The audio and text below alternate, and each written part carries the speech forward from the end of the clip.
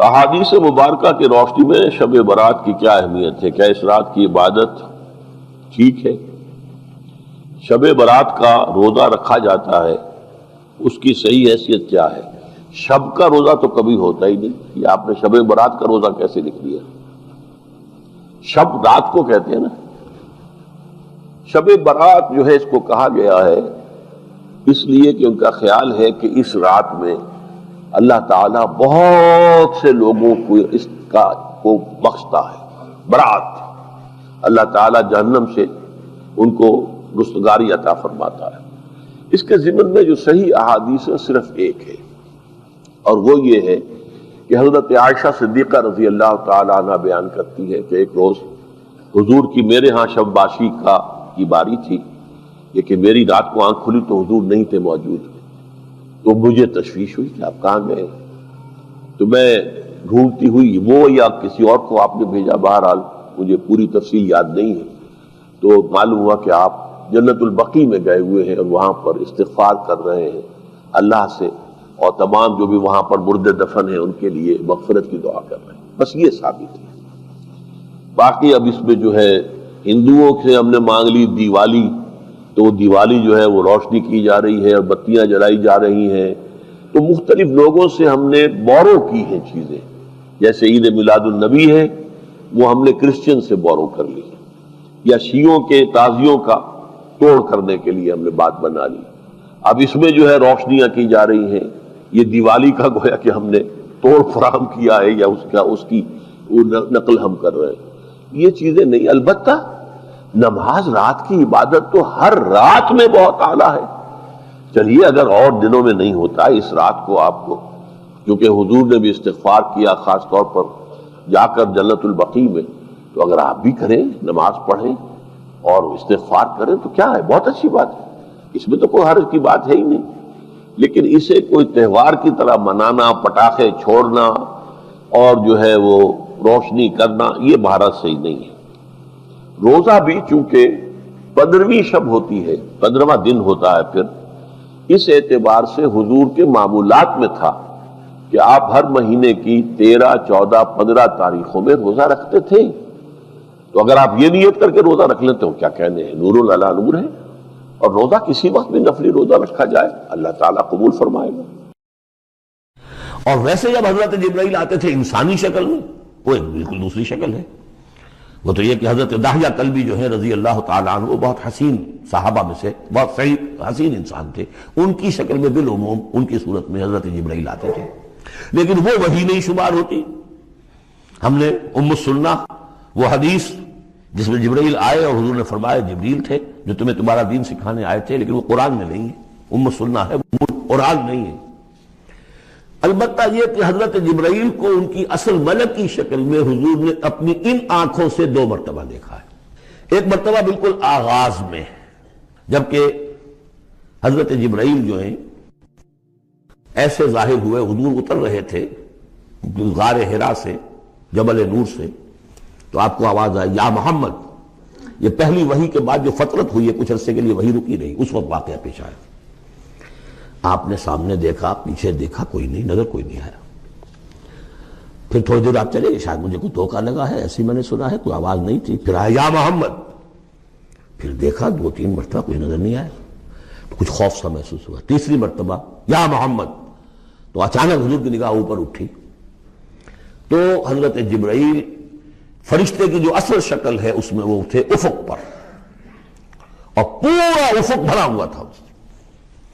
تو اصل ملک کی صورت میں حضرت جبرائیل کو حضور نے اس وقت دیکھا، اور ایک دیکھا ہے پھر عند سدرۃ المنتہا، شب معراج میں، جب ساتھ آئے ہیں لے جانے کے لیے انسانی شکل میں تھے، کوئی سواری بھی ایسی تھی جس کو کہ براق کہا جاتا ہے، وہ بھی محسوس شے تھی، لیکن یہ کہ جہاں انہوں نے کہا 7ویں آسمان پہ جا کر کہ بس اب آگے میری گنجائش، اب آگے آپ کو اکیلے جانا ہے، اس سے آگے اگر میں گزرا میرے پر جل جائیں گے، بے سوز تجلا بے سوز پرم، اگر یکسر منہ برتر پرم، اگر میں نے اب اس سے آگے ایک بال برابر بھی میں آگے بڑھا تو میرے پر جل جائیں گے، تب آگے آپ کا کام۔ اس وقت بھی وہ ان کی اصل شکل میں ظاہر ہوئی حضرت جبرائیل علیہ السلام۔ یہ بات اس لیے ضروری ہے کہ جیسے محدثین جو ہیں وہ اس کی تحقیق کرتے ہیں کہ حضور سے کس نے سنا، اس سے جو روایت کر رہا ہے کہ میں نے اس صحابی سے سنا جو تابعی ہے، آیا ان کی ملاقات بھی ثابت ہے کہ نہیں؟ تابعین کے طبقے کا ایک شخص وہ ہے کہ جس کی عمر ابھی 6 برس کی تھی کہ وہ صحابی فوت بھی ہو گئے، اور وہ کہہ رہا ہے میں نے ان سے سنا، تو پھر وہ حدیث جو ہے محدثین اس کو قبول نہیں کریں گے۔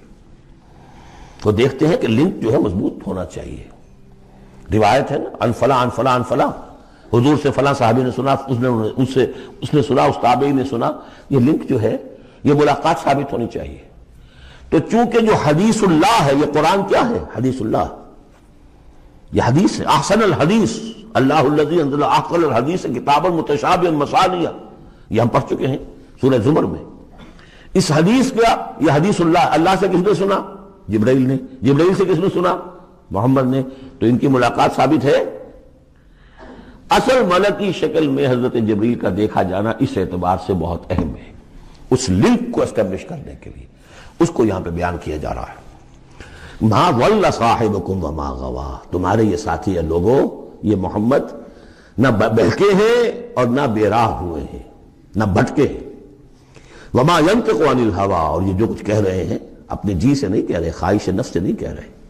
ان هو الا وحی یوحی، نہیں ہے یہ مگر وحی جو ان کی طرف کی جا رہی ہے۔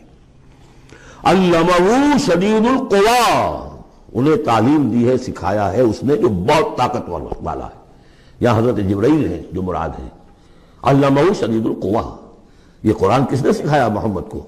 شدید القوی، ذو مرۃ، وہ بڑا زور آور ہے، فاستوی، وہ سیدھا ہوا، وہو بالافق الاعلی، اور افق اعلیٰ کے اوپر وہ محمد کو نظر آ رہا تھا صلی اللہ علیہ وسلم۔ ثم دنا فتدلی، پھر ذرا نیچے کو لٹکا، قریب آیا، فکان قاب قوسین او ادنی، اور پھر وہ اتنے قریب آ گیا کہ جیسے 2 کمانوں کا فاصلہ ہو یا اس سے بھی قریب۔ فاوحی الی عبدہ ما اوحی، پھر اس نے وحی کی اللہ کے بندے کی طرف جو وحی کی۔ وہ وحی کون سی تھی؟ وہ ہے اصل میں وحی رسالت، وحی نبوت جو تھی وہ تو شروع میں آ چکی، اس کے بعد یہ فترت ہو گئی تھی، کچھ وقفہ پڑ گیا تھا۔ شروع میں وحی جس سے کہ حضور کی نبوت کا ظہور ہوا ہے وہ تو ہے اقرا بسم ربک الذی خلق، خلق الانسان من علق، اقرا وربک الاکرم الذی علم بالقلم، علم الانسان ما لم یعلم۔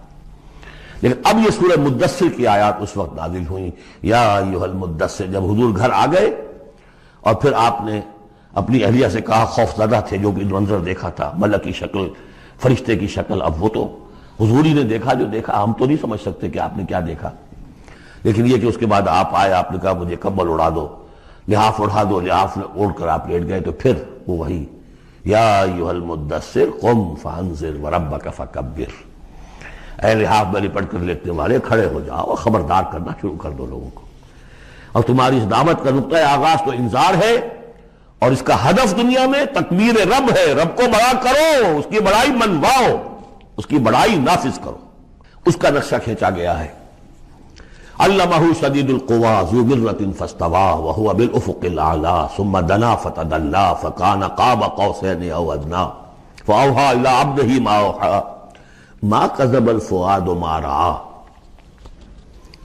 جو کچھ انہوں نے دیکھا ان کے دل و دماغ نے اسے جھٹلایا نہیں، یہ نہیں کہا کہ نہیں یہ کیا ہے۔ دیکھیے ایسا ہوتا ہے کہ کوئی غیر معمولی سی بات آپ دیکھیں تو ایک شخص ہو جاتا ہے میں خواب دیکھ رہا ہوں یا حقیقت دیکھ رہا ہوں۔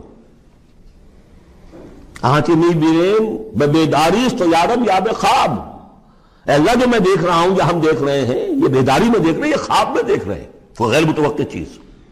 لیکن نبی کو کوئی شک نہیں ہوا، ما کذب الفؤاد ما رأى، یکسوئی کے ساتھ دل و دماغ اور جو بھی آپ کی آنکھ دیکھ رہی تھی ان میں کوئی کانفلکٹ نہیں تھا۔ ما کذب الفؤاد ما رأى فتمارونه علی ما یری، تو کیا تم اس سے جھگڑتے ہو اس چیز پر کہ جسے وہ دیکھ رہا ہے؟ اقبال نے کہا نا کہ قلندر ہرچے گوید دید گوید، جو شخص اپنا دیکھی ہوئی چیز بیان کر رہا ہے تم اس سے جھگڑ رہے ہو؟ تمہارے لیے تو وہ ایک غیب کی خبر ہے، اس نے تو دیکھا ہے۔ افتمارونہ علی ما یری وَلَقَدْ رَآهُ نَزْلَةً أُخْرَىٰ، اس نے تو ایک مرتبہ اور بھی دیکھا۔ کہاں دیکھا؟ عند سدرۃ المنتہیٰ، شب معراج میں سدرۃ المنتہیٰ۔ کوئی بیری کا درخت ہے، وہ کیسی بیری ہے؟ ساتویں آسمان کی بیری، وہ آخری حد ہے، مخلوق کوئی اس سے آگے نہیں جا سکتی۔ اس سدرۃ المنتہیٰ، منتہا نہایت، حد، جہاں کی حد ہو گئی، وہاں تک حضور پہنچے ہیں، سدرۃ المنتہیٰ تک۔ اندہا جنت الماوا، اور سب سے اونچی جو جنت ہوگی جنت الماوا، وہ اس کے قریب ہی ہے، وہ بھی ساتویں آسمان پر ہے۔ یہ تو درجہ بدرجہ ترقی ہوتی جائے گی نا۔ پہلی ضیافت جو ہے، پہلی نزول جو ہے، وہ تو اسی زمین پر ہو جائے گی، پھر جو ترقی ہوگی اپنے اپنے مدارج، اپنے اپنے مراتب، اپنے اپنے مقامات، اپنے اپنے ایمان کی گہرائی، اپنے اپنے اعمال صالحہ، اپنا اپنا انفاق مال و جان، اس کے حوالے سے درجے ہوں گے۔ اندہا جنت الماوا اذ یغشی السدرۃ ما یغشی، جبکہ ڈھانپے ہوئے تھا اس بیری کو جو ڈھانپے ہوئے تھا۔ اب تمہیں کیا بتائیں کیا ڈھانپے ہوئے تھا، تم نہیں سمجھ سکتے۔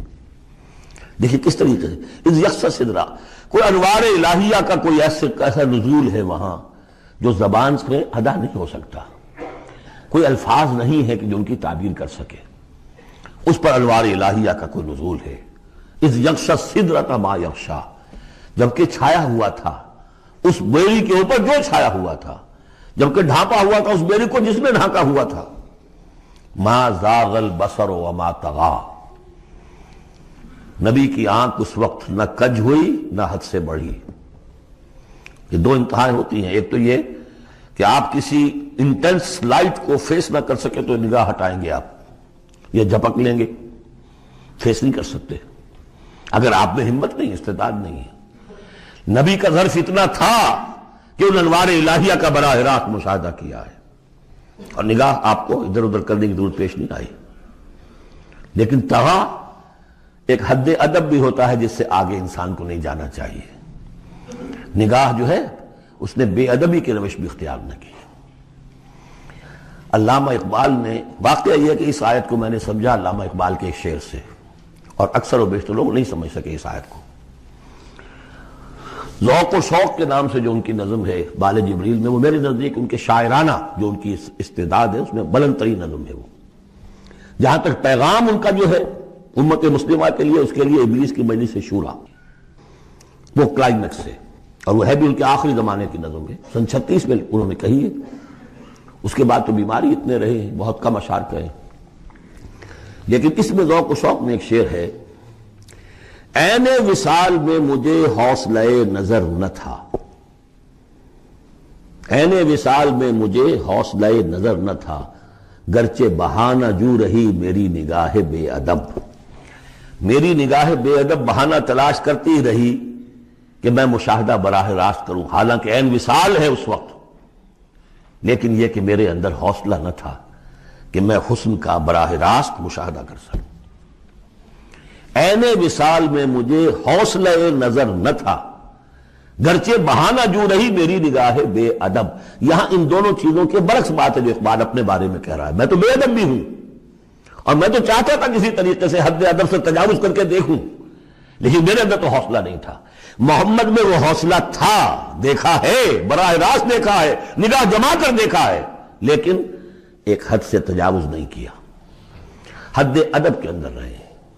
ما زاغ البصر وما طغى لقد رأى من آیات ربہ الکبریٰ، دیکھا انہوں نے اپنے رب کی عظیم ترین آیات کو۔ اب وہاں جا کر جو مشاہدہ ہوا ہے وہ تو اللہ کی عظیم ترین آیات کا ہے، اور اسی سے در حقیقت دلیل ہے ام المومنین حضرت عائشہ صدیقہ رضی اللہ تعالی عنہ اور حضرت عمر رضی اللہ تعالی عنہ کا جو قول ہے۔ شب معراج میں بھی حضور نے اللہ کو نہیں دیکھا، اللہ کی عظیم ترین آیات کو دیکھا، جو تجلی تھی اس وقت اللہ کی۔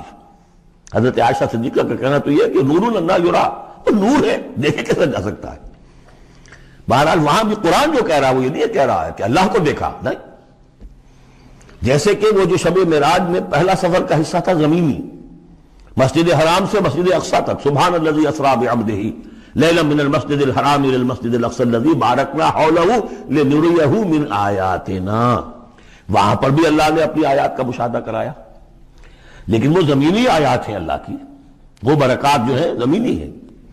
یہ تجلی جو ہو رہی ہے یہ ہو رہی ہے اس سدرۃ المنتہا پر، آخری حد ہے، مخلوق کی آخری حد ہے، اس سے آگے کہیے حرم ہے، حریم ذات ہے اللہ کی، جس میں کسی غیر کا کوئی دخل ممکن نہیں۔ اس حد پر جا کر جو وہاں تجلیات باری تعالیٰ تھے ان کا مشاہدہ کیا ہے۔ لقد رأى من آیات ربہ الکبریٰ۔